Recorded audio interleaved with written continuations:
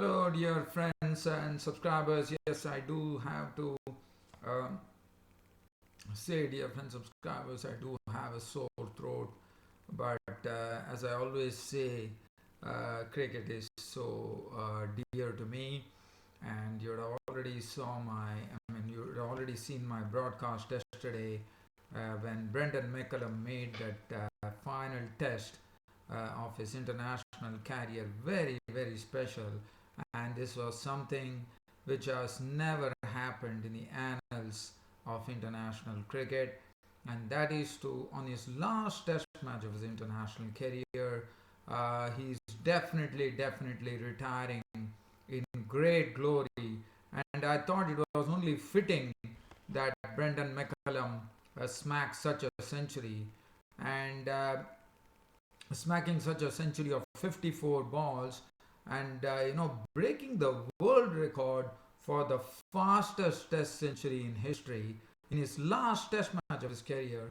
Not only that, what a lively pitch it was. Before McCullum actually came, that pitch was assisting the bowlers in such a fashion that the Kiwi batsmen were really struggling. But when Brendon McCullum came, he totally changed the complexion of the game, and he decided that the only way to deal with this, I mean, it's a lively pitch. The ball was swinging around, was seaming, there was a lot of movement. It was a green, grassy pitch, but nothing matters to this bloke, Brendon McCullum, as he smashed it all across the park to score the fastest century in Test history of 54 balls. And not only is this record a very great record by Brendon McCullum, which is it's going to take a long time for someone to really break it. As you know, Vivian Richards of West Indies, actually set this record against England of 56 balls, and it took almost probably 15 years, more than 15 years, I reckon, for Misbah-ul-Haq, the Pakistan captain, to actually to equal it in the year 2014. So that was quite a long haul. And now I'm sure Brendon McCullum's record is going to be etched in memory, no doubt about it, but it is also going to stand there for quite a long time. And the only person who could actually come close to doing that would be Chris Gayle of the West Indies. And the reason that this is the best, not only is the world record, but also the best knock one could say, is because when Vivian Richards played against England, and Misbah-ul-Haq scored against Australia, the teams were already in the like a driver's seat, one could say, and that was where we slammed. But Brendon McCullum has done it in a very tough time when the Australian innings were on the ropes at one stage, and he came up trumps by smashing them, and that on a very lively pitch. And one could say that Vivian Richards and Misbah-ul-Haq could have done it on some very placid pitches, but Brendon McCullum did it on a very lively cricket pitch, and that is on a green pitch, on a grassy bank.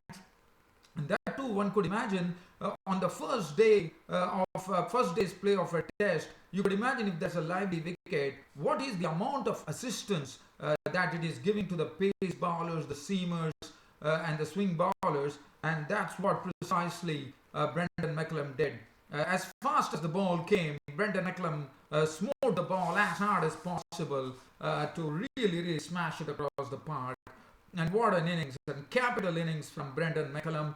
And now I'll be giving you and in this particular cricket happening show, what I'm going to look at is definitely Brendon McCullum will be the one who would be holding the attention of all you dear friends and subscribers with his wonderful knock here. And on a day when tons of runs were scored in a test match, given the thrust by Brendon McCullum's 145 of just 79 deliveries with 21 fours and 6 sixes, Australia replying with 57 for 1. So you could just imagine on a first day of a test match, 427 runs were scored, and I'm sure this is definitely a record in international cricket. But definitely one has to dig in the records, one does not know. Right now I don't have the stats with me to confirm that, but definitely one of the highest scores on a day on a first day of a test match in international cricket, and also the partnership between Corey Anderson, who also really took on the sort of the baton from Brendon Mcullum and gained 72 of 66 balls with 8 fours and 4 sixes. There was a partnership of 199 runs for the fifth wicket, and we could say it is in less than 20 overs that they gained 199. So that really tells you, because 74 for 4 was the score when this bloke Corey Anderson walked in to join Brendon Mcullum at the crease, and almost it was the 27th over, and if you look at it, it is almost like probably 18 overs and some balls that this pair of Brendon Mcullum and Corey Anderson gained 199 runs, especially the line share definitely going to Brendon Mcullum, but Corey Anderson, let me tell you, was not far behind. He decided that he is also going to really go aerial, and that both of them started playing the horizontal shots in a very, very powerful manner, and Corey Anderson was smoking through the line with his stroke making. Now, so as I said in this Cricket Happenings show, definitely I'll be talking about the first day's play in the final test match played in the Hagley Oval in Christchurch with Brendon Mcullum's heroics in this final test, in his farewell test of his international career, and also we'll look at the Asia Cup. Yesterday we saw Afghanistan being upset by the United Arab Emirates. Today it was again a close match, but Davlat Zadran hit 2 sixes of the final delivery to take Afghanistan to victory in this Asia Cup qualifying round when Afghanistan beat Oman today. Yesterday Oman actually beat Hong Kong, as you would remember, by 5 runs. And also we'll also look at the Pakistan Super League, where Quetta Gladiators, the coach being none other than Sir Isaac Vivian Alexander Richards of West Indies, they actually have reached the finals of the inaugural Pakistan Super League.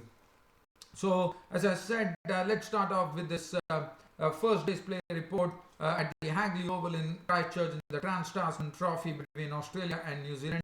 And well, as I said, it was a lively pitch, green pitch. New Zealand went in with 4 pace bowlers, and we saw some 2 superlative catches, which I already talked about in yesterday's Cricket Happening, so I'm not going to get onto that today.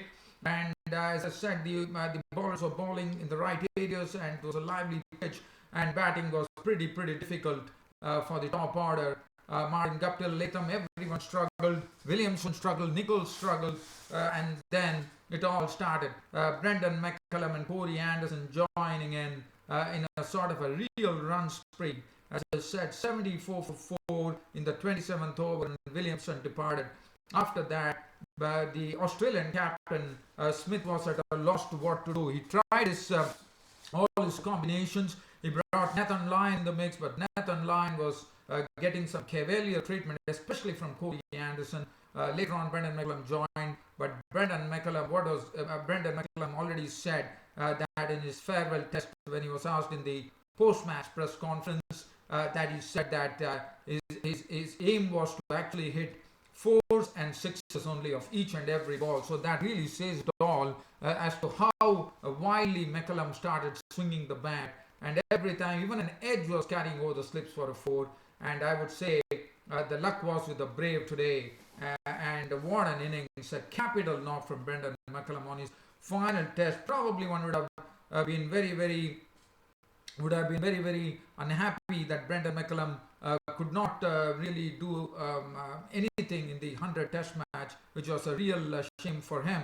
But I mean, he more than made up for that 100 test failure by slamming the Australian attack to all parts of the ground on a grassy pitch, on a lively pitch, and that was the big difference of this particular knock. What a record! 54 balls, he smoked a century, and look at the final tally of his 145 runs of 79 deliveries, 21 fours hit with tremendous force, and 6s which were cracked with power. In fact, he is such a person who really shimmies down the pitch, whatever be the reputation of the pace bowler. He comes down and slams them. He slapped them. He played lots of horizontal shots. And as I said, Hazlewood, Pattinson, Jackson Bird, Mitchell Marsh, everyone were under the hammer yesterday of Brendon Mcullum's bat. What an innings from Brendon Mcullum. It just deserves a big salute. And so that was going on, and finally when Brendon Mcullum and Corey Anderson had actually put on 199 runs for the fifth wicket in less than 19 overs, finally we saw Brendon Mcullum depart. As we know, he has done the same damage to Sri Lanka in 2015 when out of a very, very precarious situation, he went on to score 195. So this definitely is a happy hunting ground for Brendon Mcullum, and Brendon Mcullum would be kissing this pitch every time after his retirement, because the Hagley Oval in Christchurch, one knows that it saw an earthquake and then everything was rectified. But here comes the biggest earthquake in cricket, international cricket, and that is Brendon Mcullum slamming the fastest test century in test history. And this record, I'm sure, is going to remain in Brendon Mcullum's name for a long time. What a cricketer, Brendon Mcullum. And let me tell you, dear international fans of Brendon Mcullum, and also the New Zealand cricket fans, the excitement is not yet over. I am also waiting for Brendon Mcullum to be playing in the second innings, because that is one more knock which probably is still waiting. And I'm sure yesterday there was a great crowd which had assembled at the Hagley Oval in Christchurch to watch these pyrotechnics from Brendon Mcullum. And let me tell you, they would have been overwhelmed, and they were absolutely ecstatic there on the ground. And then, as I said, then finally relief came in the form of the wicket of Brendon Mcullum, as he was caught by a line of the bowling of Pattinson, but not before rendering serious damage to the Australian bowling, of making 145 of 79 deliveries, 21 fours and 6 sixes. After that, once Brendon Mcullum was out, it was the turn of Corey Anderson, who was also done a very, very good job. He was very severe on the spin and errand line, and he was poking the pace bowlers and hitting them through the line in a very, very powerful manner. And then Bird actually picked up his wicket. Corey Anderson was a victim of Nathan Lyon himself, after scoring 72 of 66 balls, 8 fours and 4 sixes.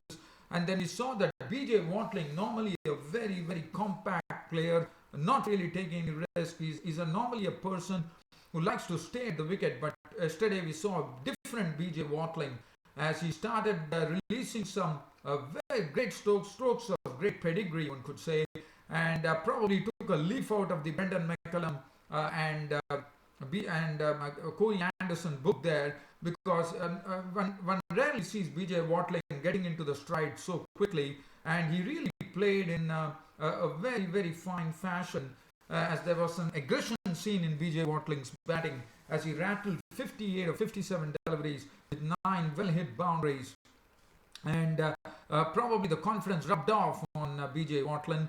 And then we saw Nathan Lyon claiming the wickets of Tim Southee for 5 of 6 balls. Matt Henry prospered, making 21 of 12 balls, 1 4 and 1 6, and Neil Wagner making 10 of 23 balls, as he was caught behind by Neville. Bolt was not out on 14 with 2 boundaries, and when the innings ended, Vijay Watling was a victim of Bird, and New Zealand stood at a total of 370 all out, thanks to Brendon Mcullum. And bowling figures, this is Brendon Mcullum doing serious damage to the bowling figures of all the Australian bowlers. Hazelwood 18 overs, 5 maidens, 98 runs and 2 wickets. Pattinson 15 overs, 2 maidens, 2 for 81. Bird 14.4 overs, 4 maidens, 66 runs and 2 wickets. Mitchell Marsh 8 overs, 1 for 62. Nathan Lyon 10 overs, cost him 61 in the 3 wickets in the bargain for Nathan Lyon. Australia started their reply. In reply to 370 all out, which was put in by the Kiwi batsmen. I mean, especially Brendon Mcullum taking the lion's share there. And Australia started off, they were pretty watchful initially. We saw that Trent Boult was bowling in the good areas. He was getting the ball to really jag away, and this was one of those balls that Trent Boult had, which actually jagged away from David Warner, forced David Warner to actually have a flail at it, and Guptill behind the slip cordon, taking the catch for 12 with 2 fours.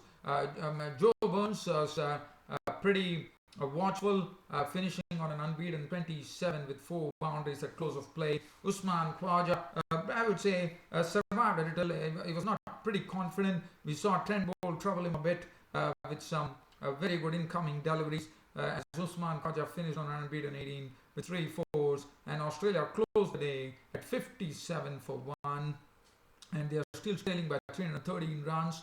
The bowling, Team Saudi 7 overs 1 made and none for 21. Trent Bolt 6 overs 1 made and 1 for 18. I thought was the best bowler today for the Kiwis. Matt Henry 6 overs 2 made and none for 18. Also bowled well. Anderson just bowled 1 over, and that was a maiden. So definitely there's a long way to go. In fact, 20 overs have been bowled.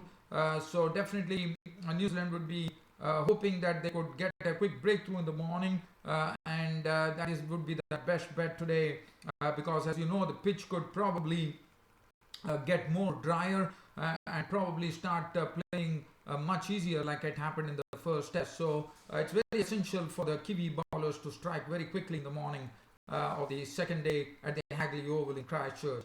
So from here I will take you down to the Asia Cup qualifying phase. Today was the third match which was played between Afghanistan and Oman. What an exciting match. Once again, we are seeing the qualifying matches in the Asia Cup really going down to the wire. And there was one of those matches today which went all the way down to the wire. And this was a match which was played between Oman and Afghanistan at the Khan Sahib Osman Ali Stadium in Fatullah.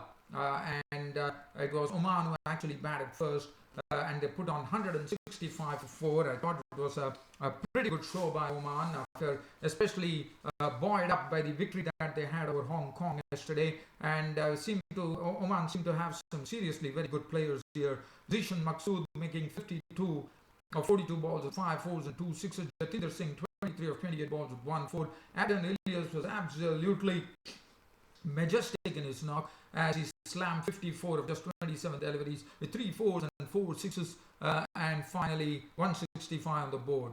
As far as the Afghanistan bowling was concerned, Dawla Zadran bowled a good line, 1 for 27. Gulbuddin Naib was the best bowler, 2 for 24 of his 4.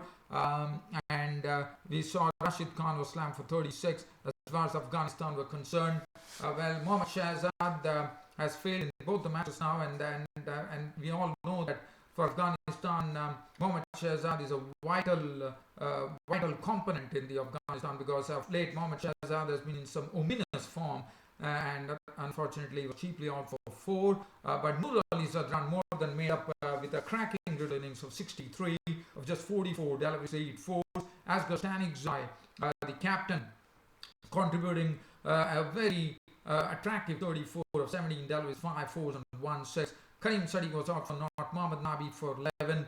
Najmullah Zadran making 23. But the pressure started building, and finally the match came down to the wire with 10 runs required of the final over. And Samila Shingwadi was out of the first ball. And suddenly there was pressure, but Dawlat Zadran made sure that Afghanistan did not require the full quota of 20 overs, as he slammed 2 consecutive sixes to finish off the match in style.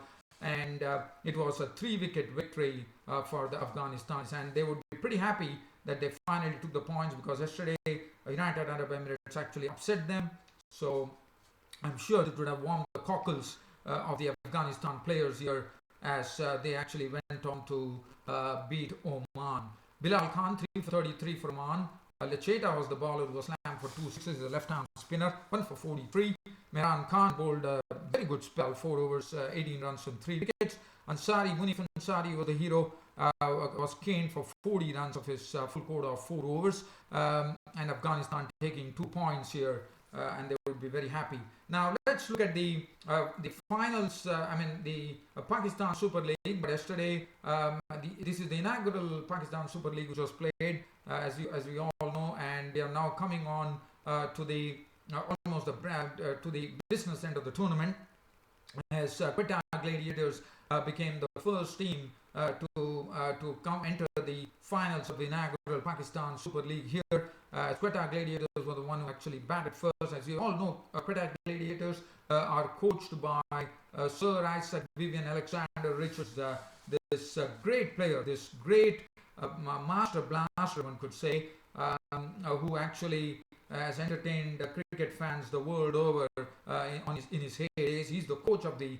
cricket team, and I'm not going to be surprised. There has been rounds going on, talks going on, I would say, saying that probably Vivian Richards would become the coach of the Pakistan cricket team for the World T20, and I'm absolutely not going to be surprised if this news peters through, because he's the coach of the Quetta Gladiators, and Quetta Gladiators have done a wonderful job to reach the finals, become the first team to actually reach the finals of the inaugural Pakistan Super League, when they defeated once again the match going down as exciting as it can be, as it went down all the way down to the wire, and finally it was Quetta Gladiators who actually won the match, as it was something that was a joy to behold for the Quetta Gladiators, as there was an equation. They required a few runs, but I thought Quetta Gladiators did a great job. The match went all the way down to the last delivery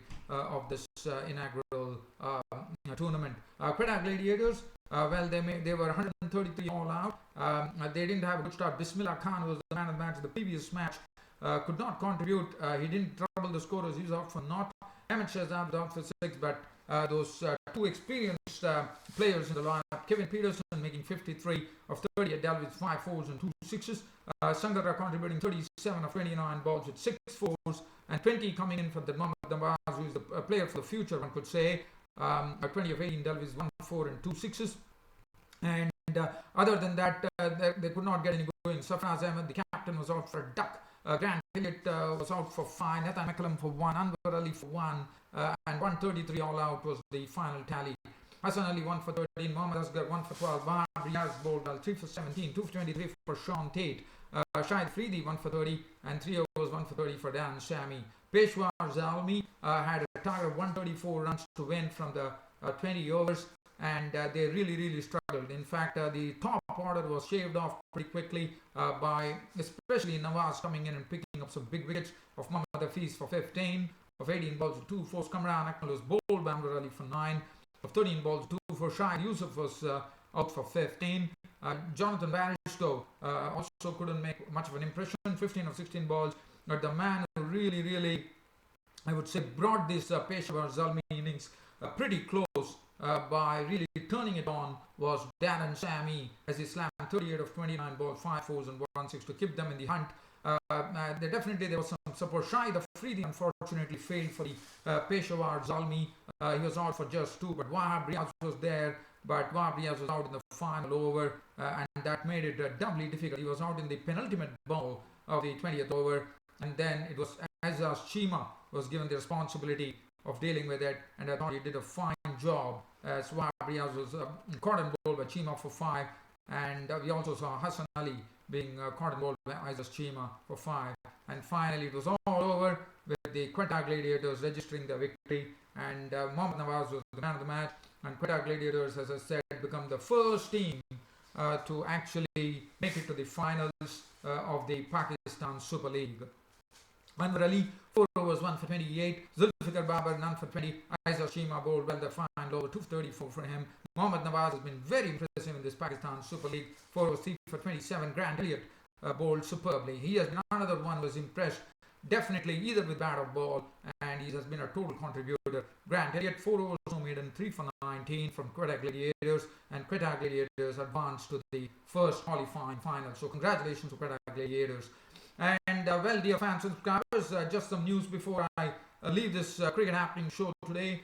India is having injury problems while the Asia Cup is drawing near. It's very sad that Mohammad Shami is once again under an injury cloud, and he's probably going to miss he's going to miss the Asia Cup, and Bhuvneshwar Kumar has been called in as a replacement. So one only hopes that Mohammad Shami, for India's sake, gets fit pretty quickly, because what we want is that Mohammad Shami has to be a part of India's plans, at least for the T20 World Cup, which is the prime event in this year 2016, which is coming up on 8th of March when India have their first engagement against New Zealand. I think it's on March 15th, if I'm not wrong. Well, dear fans, friends, and subscribers, that really brings this cricket happenings to a conclusion on this Sunday. But well, I'm ending this cricket happening show with a big salute to this wonderful cricketer that the world cricket has seen and will never be seeing after the second innings that he plays here at the Hagley Oval, and none other than Brendon Mcullum, for scoring the fastest test century of his international career of 54 balls. And as I said, there is absolutely no words to describe this great bloke from the New Zealand captain Brendon Mcullum. And one is really hoping that the second innings are also Brendon Mcullum shows some real fireworks before in his final innings too, because he's such a great entertainer to world cricket. And what a sad thing that the international cricket is going to miss this wonderful bloke Brendon Mcullum. Well, dear fans and subscribers, this cricket happenings definitely is something which is a great tribute to this